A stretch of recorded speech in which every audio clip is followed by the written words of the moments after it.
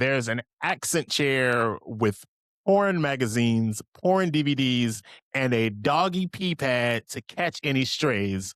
What the hell goes on in these rooms? Not the doggy pee pad. Welcome back to the Meant to Be podcast. I am your host, Marvin Williams. And I'm Rachael.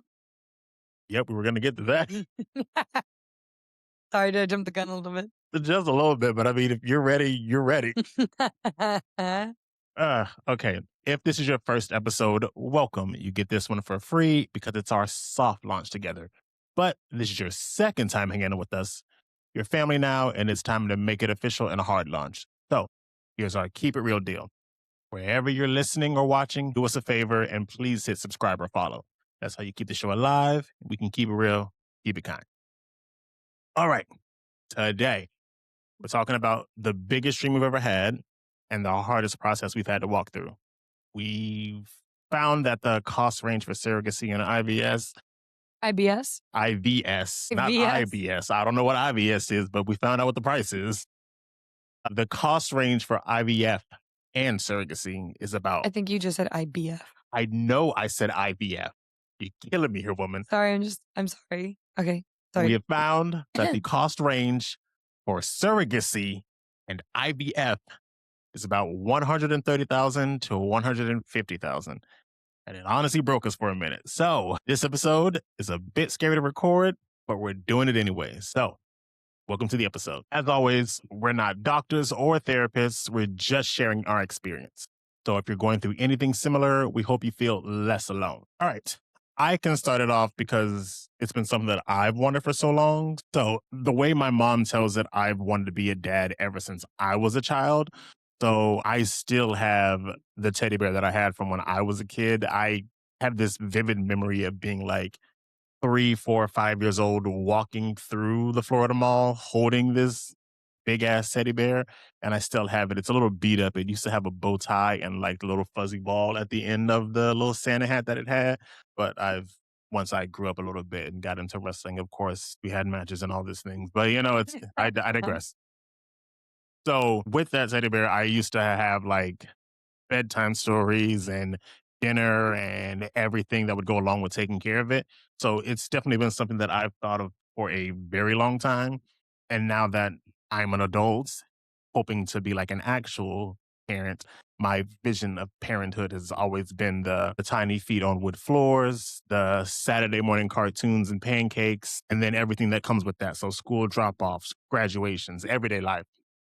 So being a parent was never really a maybe. It's always been a meant to be, which is what brings us to why we're doing IVF and surrogacy. So I do have to say that you are the greatest thing that's happened to me. And I know I would choose you over and over again, like 1,000 times. Not 1,001, but 1,000 times. And I know how hard this is on you. So I definitely want to like relieve any of that off of you for this conversation. Okay. Why'd you have to start with that? Well, I know we're Why'd about you to get have like to start super with deep. that? So I was like, let me just like, because I know how it weighs on you. Yeah, I mean, of course, it's not like the easiest thing to come to terms with. Because I think for me, growing up, like as a little girl, yeah, like I thought about like having a family and like, going through the whole, like being a mom. Like, I'm a little girl, I'm playing with toys and I'm like, oh, this one's the mommy and this one's the daddy and this one's the this and this one's the that. And so like, I'd always seen that. And then as I got older and more health concerns popped up in my life and everything, like I think I just processed within like this past week that I realized the reason why. I think for me this past week helped become like a realization for me of why I think I was like so strong against not wanting to be pregnant. Like I always blamed it on like, oh, well, I don't want the body changes. I don't want to go through that. I'm scared to go through that. But like, and I was like, oh, even before I had health issues, like I just didn't want to. And like, I'm just too scared to carry. But I think deep down, it was initially just myself telling me that like, it's easier to say I don't want to be a mom or I don't want to carry kids than it is to come to the realization that it's not something that's possible for me, which is hard. To come to terms with and to realize that, like, for me, that was a way that I could control my feelings and my emotions. Like, I could control that. I could handle that. And if I tell myself that, then I'm okay. But, like, yeah, when you just kind of get told at face value, like, yeah, okay, you're not a suitable carrier, you can't carry a child. It hits a little different because then the control is out of your hands. So I think that I mentally hadn't processed that. And so like this week has kind of forced me after like all of the overwhelmingness of like things being thrown at us from like a surrogate agency and through our clinic, um, it has forced me to do a lot of reevaluating and mental like a lot of just like mental things that I haven't coped with, I think. So that's been like the hardest part on me is just like coming to terms, coping with it, processing the emotion. And yeah, like there is times that I do feel guilty. And I know that shouldn't be the right like feelings. I get that. Like having you as a partner has been like the greatest thing in my life and having you beside me has been the greatest thing. But of course the mind takes you to really dark places, especially knowing that like you've always wanted to be a dad, having your mom tell me that herself, like being on the phone with her one on one and her just telling me how much like you've dreamt about this your whole life. And, it is something that is hard to like not put on yourself because it's like I do feel like I feel guilty and like it's on me for not being able to give you what you've always wanted. Um, Well, it's not that you're not giving what I always wanted, because clearly it's still something that's mhm, possible. It's just I've also always wanted a person in my life. I do get to have what I want, and I'm going to get to have this thing that I've dreamt of. But to like take a step back, I know you're not a ideal candidate for carrying because you have vasovagal syncope and collapse. You want to mhm. explain to the people that are new here what that is? Yeah, so the reasons why I've been considered an unsuitable carrier for pregnancy is that I have a condition that he said vasovagal syncope and collapse. Vasovagal nerves run from the back of your ears to your heart, lungs, and your gut. Basically, when my body has like a moment where my heart rate and my blood pressure kind of switch, my heart rate raises, my blood pressure drops, so I pass out. Many things can trigger this. My main components of trigger is pain or pressure or stress and anxiety. So, with speaking to my cardiologist and my gynecologist, they have agreed that basically with that health condition, the pressure and the pain that comes with, growing a child inside of you for a certain amount of months, they said that it would be very difficult for me and it would cause my triggers to heighten. So I'd be passing out more. I would be having more, I get vertigo often. So it would cause my vertigo to be a little bit more extreme. It would cause more nausea, more dizziness and chances of passing out. I pass out probably at least once a month. So they said that that heightens when you're pregnant. And so unfortunately, it would just be a very dangerous case for me and a potential child that I would be carrying. Yeah, so it's not about what's ideal, it's about what's possible and what's safe. So we're going to take you through everything that we've done and everything that is the surrogacy IVF process. So far, we've paid for everything out of pocket. So every test, every lab, every appointment, we've stretched savings, we've cut back, we've done everything we can to keep moving. So here's what that medical timeline looks like. So our first step was you got a pap smear, and that's where it starts, and that's where it got real, real fast. So after you got that, you had to get the clearance from your cardiologist for anesthesia so that they can retrieve the eggs. And then, even though getting that documentation kind of like validated that it isn't like an optional thing, it's still like hard to hear when it's like confirmed. hmm Yeah, it's definitely hard to, when you do get the confirmation that like you're not somebody who would be putting your child in the best situation if you were to carry. So it's like, that's also kind of like really hard to hear to be like, I can't be the one to go through that process. Like, I'm never gonna get I don't know, because I'm not gonna lie, sometimes it's really hard because, like, when I talk about how I'm not going to carry my child. Sometimes people will cut me off right then and there and think that I'm doing it for selfish reasons, being like, but carrying a child is like the best thing you could go through. And are you sure your health issues are too? Because I'm telling you, it's such a bond that you can't break. And like hearing that sucks because I feel like hearing that I am missing out on a specific bond that I'm not going to have with my child. And I can tell myself that that's not true, but sometimes that's just how I feel. When women are like, well, have you tried have you tried even? Have you done this? Have you done that?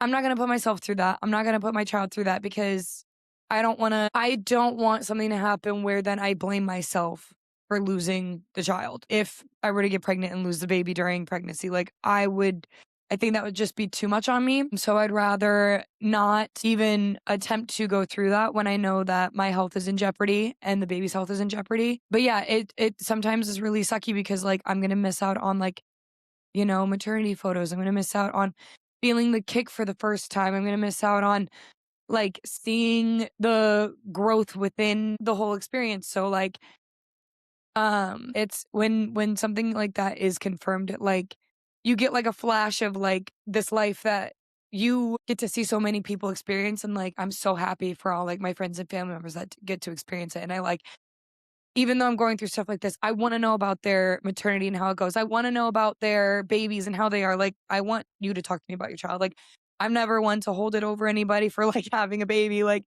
when my friends are pregnant and like they have their babies, I'm like the most excited auntie I could ever be. I saw like one of my friends, two of my really close friends just had babies pretty much back to back.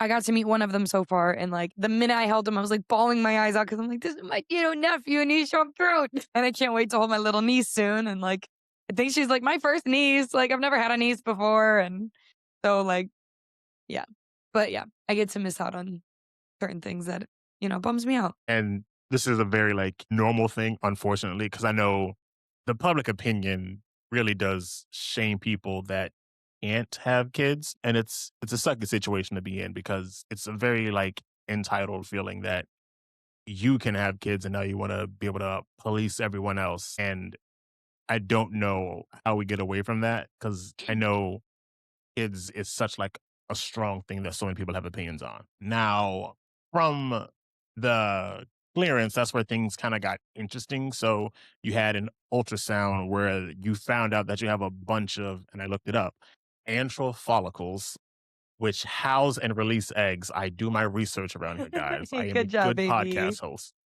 Such Uh, a feminist. Now, because you have so many of these antral follicles, it actually makes it harder to get pregnant naturally, but ironically, it's like the perfect setup for IVF because you'll be able to release a lot of eggs. So, what did that feel like starting the process and knowing that it could actually lead to a baby? I will say that that did get me hopeful and excited. When I found out that I did have an excessive amount of follicles, it's like bittersweet because the doctor basically told me like if you ever try to get pregnant, it would probably take years for you to get pregnant. And she was like, you would honestly still have to do IVF anyways because of how many follicles you have. Basically, with follicles, the point is that like they house immature eggs. When the eggs become mature, when the sperm tries to find a mature egg, I would have such an excessive amount of follicles that it would be very, very hard for a sperm to find a mature egg. So the issue with that is that they were like, you would have to do IVF anyways. So then that way you are like, you have an excessive amount of mature eggs that a sperm could then find. But the issue is they were like, it could still take you a couple years to even get pregnant. And then on top of that, with your health issues, it's very risky if you would even be able to hold a baby successfully full term. So with that, that truly did confirm like the chances of me actually successfully getting pregnant and holding and carrying a successful pregnancy is very slim. But I was excited in a way where I was like, okay, well, IVF and surrogacy is the way we wanted to, we wanted to do surrogacy. And they said this is perfect because we can do less cycles through IVF and pull a lot of eggs. That's what made me excited because I'm like, okay, well, at least in the path that we want to go, it will pull enough eggs that like hopefully we can only do 2 cycles and then we'll be able to have enough to create the embryos to like get a surrogate pregnant. Yeah, and like you said, it's definitely a hopeful thing. So when we get to that point, that's gonna make things necessarily easier. Yeah. So yeah. That should hopefully be like the easiest part of all of this is that at least we'll have enough eggs to get enough embryos, and hopefully most of the embryos are healthy. Yes. Now, with all of that, this is all mostly stuff that you're doing. So I'm pretty much just like chilling. But Yeah, tell me about your experience, my love. What we're getting to that. what had So happened? there's very little that I had to do. So the very first thing that I had to do was have a physical. So that's where they took my blood, my family history, and then I had to show them the goods. So Rachel and I have been together for over 4 years, kind of going on 5. So the idea of showing another woman my penis was wild. So it A was, doctor though. I know she's a doctor, but like the idea of me showing a woman my penis that's not my wife at this day and age, crazy. That's clickbait right there. Okay. So, That's a reel right there. oh my God. Now, it was the main doctor and a nurse. Both were females. So 2 women. The doctor goes, Kinky. I'm just going to look. You'll be moving your penis around. And I'm like, oh, thank God. So they look over my body and everything looks good. Of course it does. And I leave as quickly as I can. I try to be mature about it, but spiritually, I am 12 and there's nothing I can do about that. Now, if you think that was bad, wait till you hear about this sperm freeze. No pun intended. I'm not going to beat around the bush here. Obviously, I had to masturbate. Now, you try to do something private in like the most unromantic environment possible. Now, get a load of this. Get a load of this. Try that again. I said, get a load of this, but load as in. Oh, I thought you stumbled over the words. Nope, didn't stumble at all. I just realized what I was saying as I was saying Yeah, it. get a load. Yes. So get a load of this. There's an accent chair with porn magazines, porn DVDs, and a doggy pee pad to catch any strays. What the hell goes on in these rooms? Not the doggy pee pad. I don't know who came up with the concept of like, let's just put down some little doggy pee pads. Because I don't want to clean up any little strays that happen to make it No. onto the floor. So, you know, Well, okay, but also men are simple creatures, my love. I know it's a simple thing, And like you but all also are creatures of habit. So like to get a little quick, like 1, 2 in there and get out, like but like it's the cup is a weird thing to like put the stuff into. So did you have to like oh my God. it's It's weird. gonna That's get what I'm so saying. TMI. Did you have to like hold the cup there while you were like Yes. And that's what's weird. So like it's a weird process. So like guys, and like going into it, I'm like, I know this isn't like a sexual thing. I know I'm doing this so that I can have my kids, but it doesn't help that everyone involved in this process is a woman, like the woman at the front desk and the woman that's walking me through the room. And it's like everyone knows what's about to happen here. So when I leave here and I go to pay to do this, and I have to talk to this woman and ask questions and like answer questions, it's like we all know what just happened, like 2 feet away. So it's just the disconnect in the mind is crazy. Now it's funny, but it's not because I'm telling myself it's not sexual, but it's just what I got to do to have my kid. it's funny. Now, No, it's funny. yeah, this is the stuff that nobody tells you Because when you're you trying to have get kids. such an easy job. I know it's just Even in like natural conception, easy job. And even when it comes to scientific conception, easy job. You don't have to have a needle shoved in your stomach every day for 2 weeks straight. I don't know why you're yelling at me. I don't make this happen. Talk to the big guy. Hi, Hunter. It's just the fact that, like, oh, wow, I had 2 women stare at my penis. Weird. And then I got to masturbate in a room. Also weird. Like, you see how that sounds, Mary. Now, you with poor the thing. clearance and the sperm ready to go, it was time for IVF. So this process can move slowly or fast, and this is where it moved very fast. So we met with our fertility doctor, and they said to let us know when Rachel has her next period, and then we could get started with the IVF medication. And then, like, within the hour of that call, her period started. And they're like, okay, here's where you can pick up your medication for $2,500. Just send over a record that you can pay for IVF in full. And we were ready emotionally, but we were not ready financially. So we like tried for a loan to take out for IVF, which would have been like $30,000. And initially we were like going to get approved for it. But then they were like, hey, we Yeah, can. I got some beef with this. I got beef. Because this still pisses me off to this day. You want to air it out? Go for it. I'm going to air it out. I'm not going to disclose the name. But what ended up happening was they at first approved me with the credit score that I told them that I had. Mind you, at the time, my credit score was over the amount that we needed to pull the loan that we needed. And then 2 days before I was starting IVF, on a Friday, so I couldn't even contact at this point the clinic because it was towards the end of the day.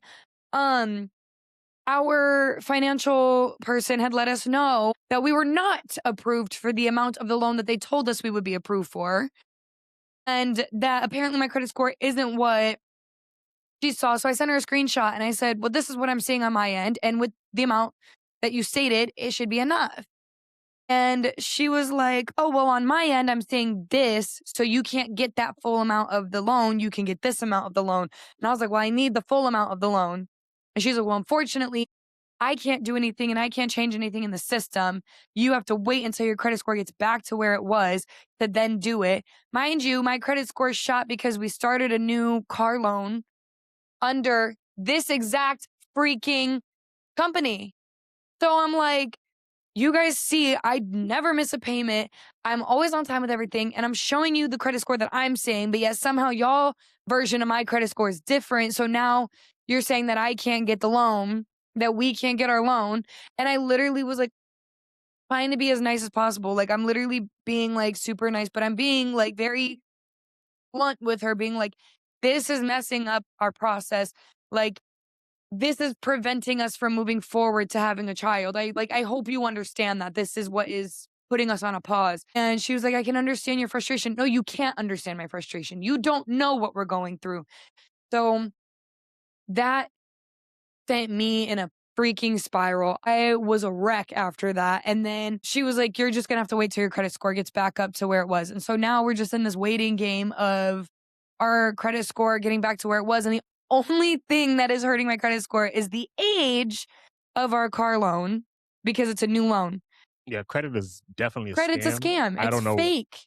I don't know how it works. It's also a new thing rooted in racism. So just like there's only so much we can do. It came out in what, the 90s, the 80s, 90s? Yep, it goes up and down. So like I really don't know how it works. Yeah, it was literally made up in like the 90s to start controlling. So that black people couldn't get the houses that white people could get. And Don't quote me on that again. I'm not an expert, but I do remember reading that somewhere.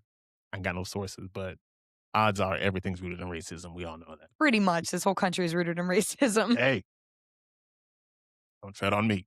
All right. So we had to pause and it wasn't easy. It was a bit rough. So not easy seeing like you said, so many of our friends having their own babies. And of course, we're so happy for them. We love all these little boys and the new little girl that we just got in our lives, but it does push us to want it even more. And there's been a couple of times where you've suggested that you get pregnant, even though we know it's dangerous. So what's going through your mind when you say that you want to carry? It's so funny because every time I say it, I end up talking myself out of it because of the risk factor. Again, it comes down to the risk. But honestly, and again, we're straight shooters on this podcast, so we're not gonna, give it to you lightly. But this country is not pro-life; it's pro-pregnancy. It is for they are for babies, but they're for babies out of your body. And then they make it really difficult for others who cannot have a baby through their own body to have children with like their own bodies, because it is way cheaper if I were to get pregnant myself and we wouldn't have to go through half the stuff that we have to go through. I don't see pregnant women having to go to psych evals to make sure that they can have a child. But yet us through our surrogate journey will at one point have to go through a psych eval, us and our surrogate, to make sure that we are proper parents, which I think is a little ridiculous. And there are a lot of things that, just make it really difficult in life that makes me think like, what if I were to just get pregnant myself and just chance it? What if I just chanced it myself? What if we went through the IVF and instead of using it for a surrogate and pull the eggs, why don't I just get pregnant myself? But then again, like it could take who knows how long. And at the same time, who knows if it would even stay. So that's where I like, have that thought sometimes because everything in this society, in this country, in this culture has against us is to have a child outside of my own body. Like it would prefer me to get pregnant instead of us branching out. That's the same with adoption, fostering, and surrogacy. So that's the part that sometimes gets to me, I think, is like I start to fall into the society ideals of what should happen. And then I'm like, well, also at the same time, I'm like, we can't afford the surrogate. Like the one consultation we had, the woman said literally people take out mortgages on their homes. And I'm like, we live in an apartment anyways. Like we don't have all. She's like, oh, sometimes they go to like single car households and they sell a car. Like, why do we have to go through such extremes to do that? And for those out there who are questioning and saying, because I have gotten this from people in general, people are like, oh, well, isn't Trump supporting IVF? Isn't he trying to make it cheaper? Again, I will be straight no, because if he was, we wouldn't be in the position that we are today, right now. And the position is that the insurance that I think can help is specific to specific types of jobs, I think you said. Yeah, so there's a few different types of insurance coverages, but they're all like they go through benefits at jobs. So if your job doesn't already work with them to offer that benefit, you can try to convince your job to do Yeah. that, but Lord knows how long that would take. Yeah. So even though he says on paper, and you can see kind of like the upfront of like, oh, well, yeah, he's lowered this, he's added this to insurance that barely anybody can get their hands on unless they're in a specific position. There is no, and I looked it up too, there is no plan moving forward to actually make IVF fully affordable or fully covered. So to those who question that and are like, well, isn't the president doing helping? He got your vote, is what he did. And I mean, it's the same. I compare it to when Biden said that he was gonna pardon everybody's college debt or whatever. Because he said that he was gonna do a thing where he was gonna like take away like their debt or like make it easier. And yet a lot of people are still in debt. Yeah, I know some people got theirs like forgiven. I wasn't one of them. I Yeah. know it got the extension, which is fine. So that's the thing where I'm like, they politicians do that. They say things to get you on their side so they can do the bare minimum. They can do something, just sprinkle it in there. And then it kind of goes away. It disappears after the election. And it's one of those things that is really hard because again, like that's where it's like, well, is it just easier for me to carry? But I mean, thankfully we are looking at other options. I feel like me carrying is like final bottom of the barrel, absolute last option if we can't make these other options work. Yeah. Now, I'm sure the question that a lot of you have been asking this entire video, why not just adopt? And the answer is very simple. We do want to adopt. Now, we want two kids, and this process is so expensive that we'll only be able to do it once. And even adoption can be up to like $15,000 to $60,000. Now, it's a very human desire to want to create a life that's half you and half your partner. And I'd love nothing more than to see like my smile and Rachel's hair on a little girl or boy. But that doesn't mean that we don't also want to give a wonderful life to a child out there in need. It isn't either or, it's both and. In the most simplest way possible, here's where we're at and here's what we have left. So this is the cost and timeline. So a first time surrogate range for the entire process, start to finish, is that $130,000 to $150,000. Now, that process length can be anywhere from 18 to 24 months. And going through an agency is compared to like going through a realtor. So they do the matching, the guidance, and the structure. Now, for payment, it starts with the agency. So they have an agency fee of $40,000, and you start by paying half that agency fee, so $20,000. When you choose a surrogate, you pay that remaining $20,000, which can be about 6 months later. And then while you're evaluating, you pay $10,000. And then finally, you'll pay the full compensation for that surrogate plus a $10,000 escrow cushion. So that'll cover medication, travel, and then anything beyond that. Now, when they're looking at surrogates, what they require is a healthy BMI. They have custody of their own kids, no smoking, drugs, drinking. They have a strong support system, clean medical record review. And then most importantly, they ask them their why. And that why matters because this is a human being doing something that's sacred, and we do not take that for granted. Now, with the matching process, a surrogate says yes to you first, and then we view their profile. And if it's a match, we do a Zoom meeting where we talk. And if everybody agrees, then we move forward to the psych evaluation and the medical history review. Now, for the first trimester, it's their OB and our IVF clinic. And then during that second trimester, the IVF clinic steps back and it's just the OB that continues. And then doing that third trimester, altogether, we come up with a birth plan. So that includes the name, if we want to have breast milk, a hospital preference, because it is possible for us to have a private room, whether we want that or not, and then how much contact we want with the surrogates and the baby afterwards. And they have these precautions in place. So for delivery, if we weren't there, they have like a bracelet system so that the surrogate's bracelet is different from the baby's. So those in the hospital understand that the baby isn't hers and that baby can't leave with the surrogate. And then it's recommended to have a closure moment with the surrogate. So you would bring the baby to the surrogate briefly, which absolutely makes sense Yeah. because after what she's been going through for the last 8 to 10 months, you know? Yeah. Uh, so it's a lot. And hearing it all like top to bottom, it's a bit overwhelming, but it's where we are. Mm. Right now we've been evaluating like other options. So we've looked into like some Facebook groups on potential surrogates out there that are like separate from agencies. And then recently we've been into surrogacy outside of the country.